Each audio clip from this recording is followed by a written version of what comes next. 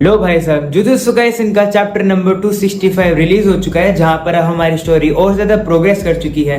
जहां पर पिछले चैप्टर के अंदर हम लोगों ने देखा था यूजी ने सुकुना के ऊपर अपनी डोमेन एक्सपेंशन का यूज किया था, और जो यूजी की डोमेन एक्सपेंशन थी वो कुछ अजीब तरीके की थी। लाइक लोग तो डोमेन मतलब तो यू करते हैं, पर जो यूजी की थी वो इस तरीके की कुछ थी। लाइक क्या ही बोले इसके बारे में। बट एनीवेज चैप्टर वहीं खत्म हो गया था पिछले वाला, पर इस चैप्टर के अंदर हम लोग को और भी काफी सारी स्टोरीज बताई गई है। ये स्पॉयलर्स वगैरह हैं तो मेक श्योर देख लेना। चैप्टर की शुरुआत होती है जहां पर सुकुना यूजी से कह रहा होता है कि काफी ज्यादा रेयर फिनोमेना होते हैं जहां पर कैरेक्टर्स यानी कि जो पर्सन होते हैं वो एक दूसरे से कनेक्ट हो जाते हैं, और अभी भी यहीं पर यही हुआ है। सुकुना यूजी से कह रहा होता है कि तुम्हारी ये डोमेन तो काफी ज्यादा अजीब है, आखिर ये क्या है। पर यूजी कहता है कि भाई मेरे को बताना नहीं है, तू बस मेरी बात सुन, मुझे तुझसे कुछ बात करनी है। देख रहे हो यूजी तो सीधा सुकुना से बात करना चाह रहा है। इस चैप्टर में जो यूजी है वो ज्यादातर अपनी पास्ट मेमोरीज के बारे में सुकुना को बता रहा होता है। जैसे कि वो पहले तो सुकुना को ये बताता है कि उसका जन्म तो यहाँ सेंडाई में ही हुआ था, पर वो रहता कहीं और था। पर जब उसके एक ग्रैंडफादर के दोस्त की डेथ हो गई थी तो उसके फ्यूनरल में यहाँ पर यूजी आया था। यूजी यहाँ पर ये बता रहे हैं कि वो सेंडाई में 10 साल बाद आया था। इसके बाद वो सुकुना को एक पार्क के अंदर लेकर आता है और बताता है कि इस जगह पर वो खेला करता था, और एक बार तो उसके झूले के अंदर उसका पैर भी फंस गया था, और उसकी ना एक बार स्लाइम गंदी हो गई थी, और स्लाइम को धोने के लिए ना वो उसे एक सिंक के अंदर लेकर आया था। पर जब उस स्लाइम को धोने के लिए उसने पानी चलाया तो वो जो स्लाइम थी वही बह गई। ये देखकर यूजी रोने लगा था। वो सुकुना को ये बात बता रहा होता है।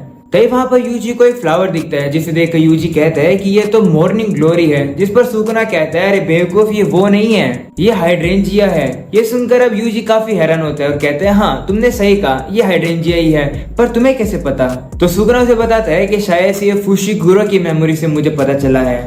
ये बात सुनते यूजी अब उससे कहते हैं एक सेकेंड, अगर तुम मेमोरीज को पढ़ सकते हो तो अगर ये जो बातें मैं तुम्हें बता रहा हूँ ये तो तुमने मेरी मेमोरीज में देख ली होगी ना। इस पर सुकुना कहता है अरे नहीं बेवकूफ, मेरे पास इतना समय नहीं है कि मैं तेरी इस बेकार की मेमोरी को पढ़ूंगा। जिसके बाद अब वो ना एक थोड़े से और पार्क के अंदर आते हैं जहां पर सुकुना को यूजी बताता है कि ये क्रेफिश है जिनको हम लोग पकड़ सकते हैं। और अब यूजी सुकुना से कहता है कि चलो एक चैलेंज करते हैं, देखते हैं कि सबसे ज्यादा क्रेफिश कौन पकड़ता है।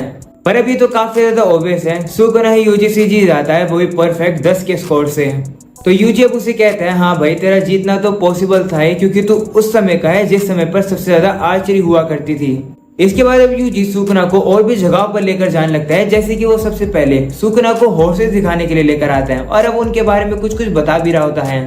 वो एक फार्म में लाकर सुकुना को ये बताता है कि मेरे जो ग्रैंडफादर थे वो काफी बार मुझे यहाँ पर लेकर आया करते थे जब मैं छोटा था। उस जगह पर यूजी ये बताता है कि उसे आइसक्रीम यहाँ की काफी ज्यादा अच्छी लगती थी, और वो इतनी आइसक्रीम खा लेता था कि उसे उल्टियां भी आ जाती थी, वो इतनी ज्यादा आइसक्रीम खा लेता था। अगले पेज पर हम लोग देखते हैं कि अब स्नो शुरू हो जाती है, जहाँ पर यूजी बताता है कि यहाँ पर जब पहले स्नो हुआ करती थी तो सबसे पहले मैं हॉट मिल्क पिया करता था। यूजी बताता है कि जब क्रिसमस आसपास आने वाला था तो उसे बेल की आवाज भी आती थी, जो देखकर उसे लगता था कि भाई सेंटा आ गए हैं। पर जैसे जैसे वो बड़ा होता गया उसे अब रियलाइज होने लग गया था कि वो सेंटा की नहीं बल्कि एक कार की चेन की आवाज थी। यूजी सुकुना को इतनी सारी मेमोरीज के बारे में बता रहा होता है, जो देखकर भाई सुकुना तो परेशान हो जाता है और कहता है कि भाई तेरे ये सब कहने का मतलब क्या है, सीधा पॉइंट पर और बता आखिर तू कहना क्या चाहता है। तो यूजी से कहता है कि अब तक मुझे लगा था कि अपनी खुद की ड्यूटीज को अंडरस्टैंड करना और उनको फुलफिल करना ही मेरी ड्रीम का मकसद है। मकसद के साथ साथ ही वही जिंदगी होती है, और अगर वो इस तरीके से मरता है तो उसे लगता है कि वो एक सही तरीके से मरा है। पर अब वो कहता है कि अब मुझे लगता है कि ये कुछ अलग है। अगर तुम ऐसी भी चीजें करते हो जैसे कि डॉग को घुमाना या फिर अपनी फैमिली का ख्याल रखना, भले तुम कैसे भी ड्यूटी करते हो, भले अगर तुम्हारे पास ड्यूटी भी क्यों ना हो, अगर तुम बस खाते हो, हकते हो और सो जाते हो और बीमार होते हो फिर वापस से ठीक हो जाते हो, और भले तुम अपनी जिंदगी में किसी से भी कनेक्टेड नहीं हो, तो फिर भी एक पर्सन की जो लाइफ होती है उसमें एक वैल्यू होती है। चाहे वो छोटी सी छोटी मेमोरी क्यों ना हो, चाहे वो छोटी सी छोटी मेमोरी का एक फ्रेगमेंट क्यों ना हो, वही छोटी सी छोटी चीज एक पर्सन की मेमोरी के अंदर वैल्यू लाती है। वो सुकुना से कहता है कि सुकुना मैं तुम्हें इसलिए हेट करता हूँ क्योंकि तुम लोगों की वैल्यू नहीं जानते हो, तुम उन्हें इस तरीके से ट्रीट करते हो कि लोगों की कोई वैल्यू ही नहीं है। वो उसे कहता है कि इंसान जो होते हैं वो मशीन नहीं होते हैं, और ऐसा नहीं है कि जन्म से ही उनकी जो ड्यूटीज होती है वो डिटरमाइन हो जाती है। अच्छा पर्सन हो या फिर बुरा पर्सन हो, तुम नहीं बता सकते हो कि कौन सा पर्सन एक असली ह्यूमन है। वह सुगना से कहता है कि तुम अपने खुद के अलावा और दूसरों की वैल्यू को नहीं देखते हो। ये सब सुनकर भी सुगना यूजी से कहता है कि मुझे समझ आ रहा है कि तुम क्या कह रहे हो, पर तुम्हारे इन सब कहने का मुझ पर कोई असर नहीं हो रहा है, मैं कुछ भी फील नहीं कर रहा हूँ। जो सुनकर अब यूजी कहता है कि मुझे लगा ही था कि मेरे कहने का तुम पर कोई भी फर्क नहीं पड़ेगा, मैंने कोशिश तो करी तुम्हें समझाने की, पर लगता है तुम्हें समझ ही नहीं आया। ये सब सुनकर सुगना को अब रियलाइज होने लगता है कि कहीं यूजी अब उसके लिए दया तो फील नहीं कर रहा है। वह उसे कहते हैं कि कहीं भाई तुम मेरे लिए सिंपैथी तो नहीं फील कर रहा है। तो यूजी उसे कहते हैं हाँ भाई मैं तेरे लिए सिंपैथी फील कर रहा हूँ, क्योंकि इस समय पर मैं तुझे मारने वाला हूँ। ऐसा बोलने के बाद अब यूजी सुकना को एक कंडीशन देता है और अब वो उससे कहता है कि तू फुशिगुरो यानी कि मेगुमी को छोड़ दे, मतलब कि तू उसकी बॉडी से बाहर आकर वापस से मेरी बॉडी के अंदर आ जा, और अगर तू ऐसा करता है तो मैं तेरे को बख्श दूंगा, मतलब मैं तेरे को नहीं मारूंगा, मेरे पास अभी इतनी ताकत है कि मैं तेरे को मार सकता हूँ। भाई साहब ये बात यूजी काफी ज्यादा गुस्से में कहता है और उसका जो ओरा होता है वो भी काफी ज्यादा यूनिक सा हो जाता है। भाई ये सारी बातें सुनकर तो सुकना बसने लगता है और कहता है कि भाई लगता है तेरे को कोई गलत फहमी हो रही है। वो अब यूजी से कहता है कि मैं तेरे साथ साथ उन लोगों को भी मारने वाला हूँ जो लोग तेरे लिए काफी ज्यादा प्रिय हैं, तेरी आंखों के सामने मैं उन लोगों को मारूंगा। और अब इसी के साथ हो जाता है चैप्टर नंबर 265 यहीं पर खत्म। भाई साहब कुछ ज्यादा ही अजीब सा चैप्टर था।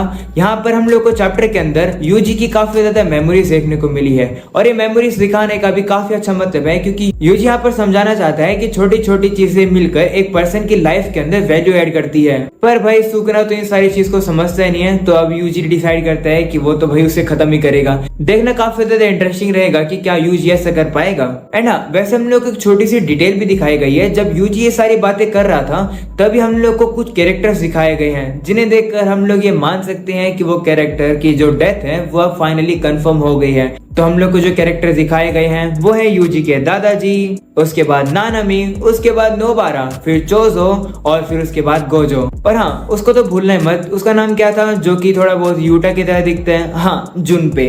ये सारे कैरेक्टर्स हम लोग को दिखाए गए हैं जो देखकर अब हम लोग ये मान सकते हैं कि इनकी जो डेथ है वो अब कंफर्म हो चुकी है। तो यार इसी के साथ चैप्टर यहीं खत्म होता है। अगर तुम लोग को ये चैप्टर पसंद आया तो मुझे कमेंट में बताना, नेक्स्ट चैप्टर का वेट करते रहना, क्योंकि नेक्स्ट चैप्टर भी इस चैनल पर तुम लोग को देखने को मिल जाएगा। तो फिर आज के लिए बाय बाय।